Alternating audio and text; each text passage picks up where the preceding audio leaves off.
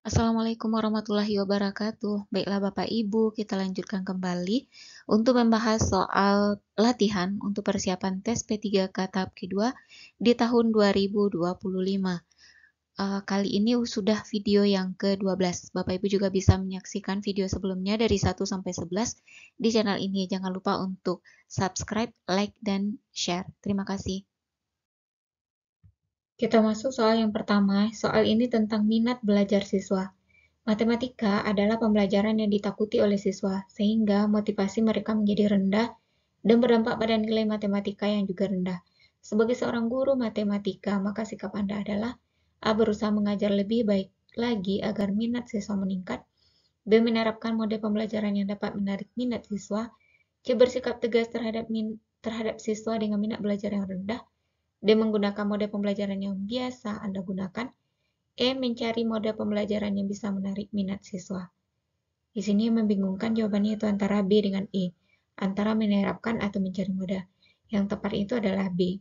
Bukan hanya sekedar mencari, tapi menerapkan mode pembelajaran yang dapat menarik minat siswa. Soal kedua, tentang siswa yang mengalami kesulitan belajar. Anda adalah seorang guru di tingkat SMP. Ada seorang siswa Anda yang mengeluhkan kesulitan dalam memahami pembelajaran yang Anda sampaikan. Padahal siswa lain bisa dengan cepat memahami materi pelajaran Anda.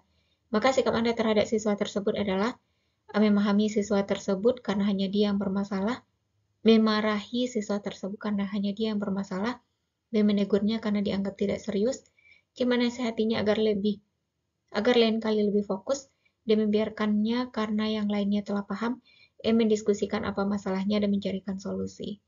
Kita buang semua jawaban-jawaban yang negatif, seperti memarahi. Kemudian membiarkan. Antara A dengan D itu kita buang, tinggal lagi B, C dengan E. Antara B, C dengan E yang tepatnya itu adalah kita diskusikan permasalahan dia itu di mana, lalu kita carikan solusinya. Bukan dengan dimarahi, bukan juga dengan menegurnya karena dianggap tidak serius. Ini tidak ada solusinya, apalagi dibiarkan. Soal ketiga, soal tentang asesmen. Anda adalah seorang guru yang ingin meningkatkan kualitas pembelajaran. Salah satu usaha yang Anda lakukan adalah dengan merancang asesmen. Bagaimana cara Anda merancang asesmen yang baik? A. Memberikan bocoran soal kepada siswa agar mereka dapat menjawab soal dengan sempurna. B. Menyusun asesmen sesuai dengan tujuan pembelajaran dengan bentuk soal yang beragam. C. Asesmen dilakukan secara mendadak agar hasilnya lebih valid. D. Tidak memberitahukan kriteria penilaian kepada peserta didik. E. Bentuk soal yang diberikan hanya pilihan ganda agar siswa tidak kesulitan dalam menjawab. Kalau kita lihat yang A, ini jelas salah. Berikan bocoran agar siswa dapat nilai sempurna. Nah, ini salah. Kalau yang B, ini yang benar. Kita susun asesmen itu sesuai dengan tujuan pembelajaran, lalu bentuk soalnya beragam.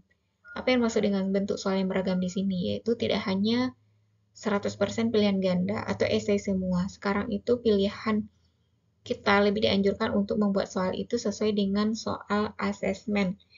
Asesmen yang dilengkapi dengan soal-soal misalnya pilihan ganda kompleks, kemudian juga ada esai, benar salah, menjodohkan. Nah, itu lebih bisa menampung lebih banyak gaya belajar siswa. Jadi soal itu harus beragam. Kemudian yang C, asesmen dilakukan secara mendadak. Nah, waktu untuk pelaksanaan asesmen itu harus diberitahukan kepada peserta didik. Kemudian yang D juga salah, kita harus memberitahukan apa kriteria penilaian kita. Kemudian dilengkapi juga dengan beberapa bobotnya. Jadi jawabannya adalah B. Soal keempat tentang siswa berkebutuhan khusus. Anda adalah seorang guru yang memiliki siswa berkebutuhan khusus. Siswa tersebut mengalami kesulitan dalam mendengar. Maka tindakan Anda dalam mengatasi hal itu adalah, ini sudah sering juga kita bahas, mungkin sekarang pilihan jawabannya yang berbeda. Yang A, siswa tersebut harus dilatih mandiri tanpa perhatian khusus agar bisa menyelesaikan diri. B. Lebih fokus pada siswa tersebut dibanding siswa lain karena dia lebih membutuhkan bantuan. C. Meminta siswa pintar untuk duduk berdekatan dengan siswa tersebut agar bisa membantu saat pembelajaran. D. Lebih banyak memanfaatkan media visual dan memberi instruksi tertulis di papan tulis. E. Datang ke meja siswa tersebut dan memberikan instruksi agar lebih jelas sampai dia memahami. Jadi siswa berkebutuhan khusus memang butuh perhatian lebih, tapi bukan berarti kita hanya fokus ke siswa tersebut dan mengabaikan siswa normal lainnya. Nah, lebih baiknya itu kita memanfaatkan media visual yang bisa juga dimanfaatkan oleh siswa normal lainnya, lalu kita berikan instruksi itu tidak hanya dalam bentuk ucapan, namun juga secara tertulis di papan tulis, agar siswa yang kesulitan mendengar itu bisa memahami instruksi kita. Soal kelima tentang menghindari sogokan dari orang tua. Yang A, Anda adalah seorang guru yang membina marching band dan sedang melakukan seleksi mayoret. Saat seleksi, Anda mendapat pesan dari salah seorang wali murid kaya yang mengatakan bahwa jika putrinya terpilih menjadi mayoret, maka dia akan mensponsori kegiatan marching band. Sikap Anda adalah A. Menuruti permintaan wali murid tersebut mengingat sumber pendanaan marching band yang terbatas. B. Menolak dengan santun permintaan wali murid tersebut karena semua siswa berhak untuk menjadi mayoret. C. Menolak dengan santun permintaan wali murid tersebut untuk mencegah protes dari siswa dan wali murid lain. D. Menolak dengan santun permintaan wali murid tersebut karena sebagai pembina harus memilih mayoret terbaik untuk mendukung prestasi dalam perlombaan. Yang E. Menuruti permintaan wali murid tersebut agar mendapat dana bantuan kegiatan marching band. Dan ini sama saja dengan sogokan yang diberikan oleh orang tua untuk meningkatkan nilai anaknya atau membuat nilai rapor anaknya bagus agar anaknya naik kelas. Dan tindakan kita sebagai seorang guru itu adalah menolak dengan santun. Lalu jelaskan bahwa semua siswa berhak untuk menjadi mayoret. Soal ke-6 tentang penggunaan aplikasi teknologi baru yang mendapat tantangan dari staf maupun murid sendiri.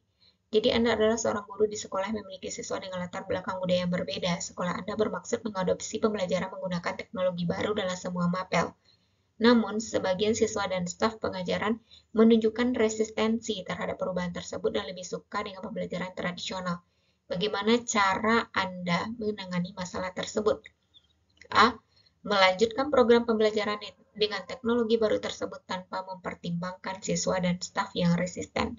B. Melibatkan siswa dan staf dalam diskusi terbuka untuk memahami kekhawatiran mereka dan mencari solusi bersama. C. Batal menggunakan teknologi baru tersebut.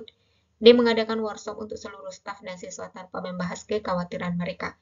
E. Menggabungkan teknologi baru dengan program pengajaran yang lama.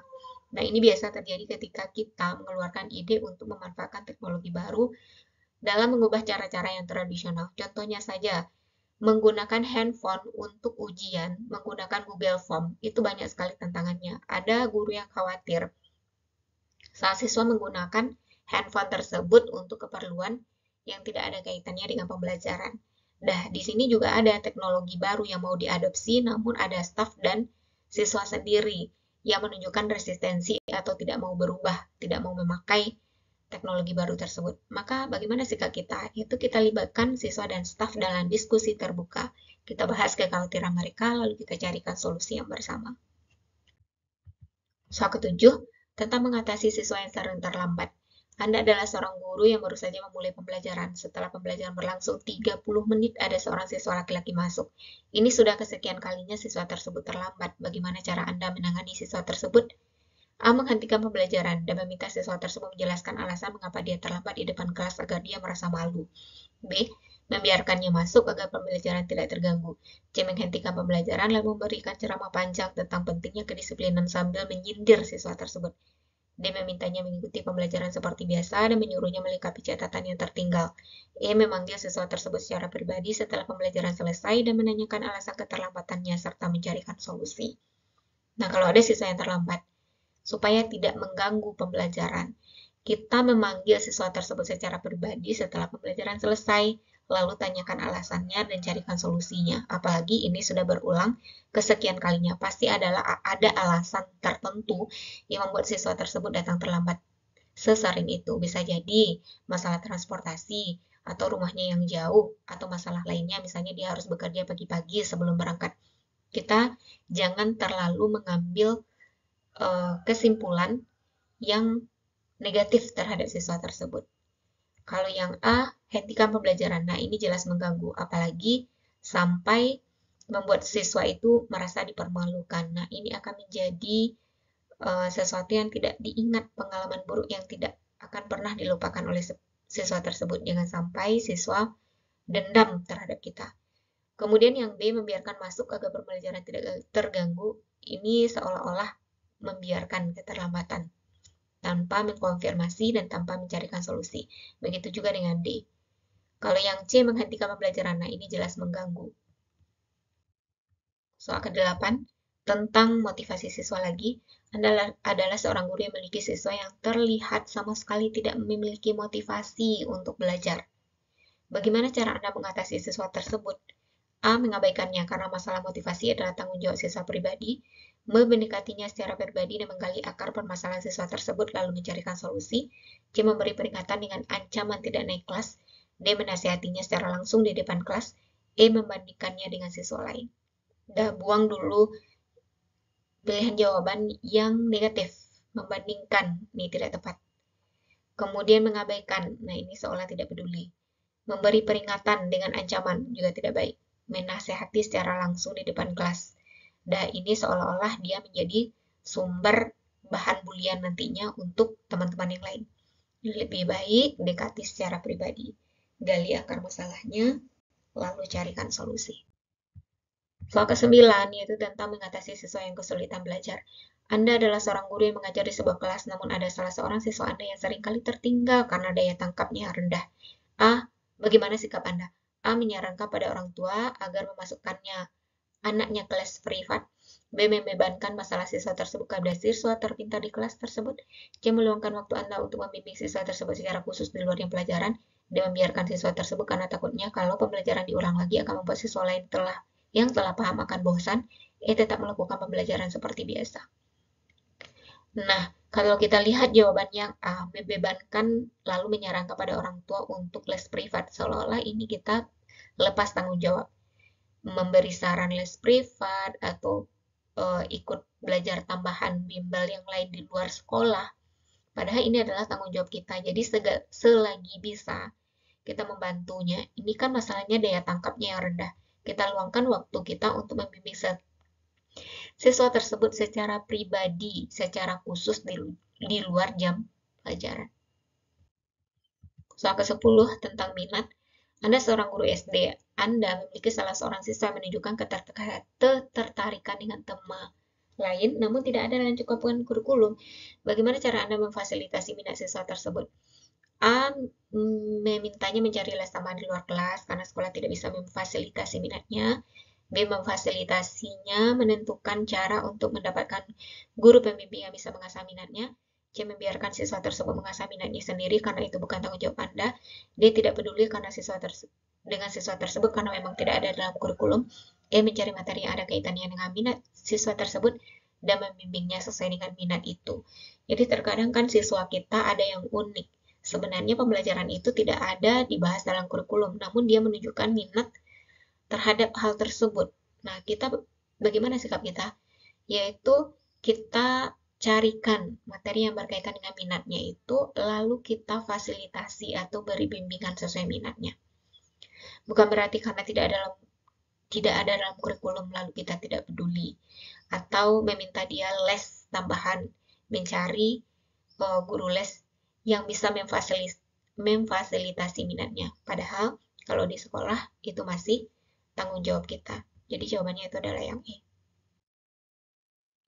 Demikianlah Bapak Ibu pembahasan soal pada video kali ini. Semoga bermanfaat dan semoga Bapak Ibu lulus P3K tahun ini. Amin amin ya robbal alamin. Demikian saja. Assalamualaikum warahmatullahi wabarakatuh.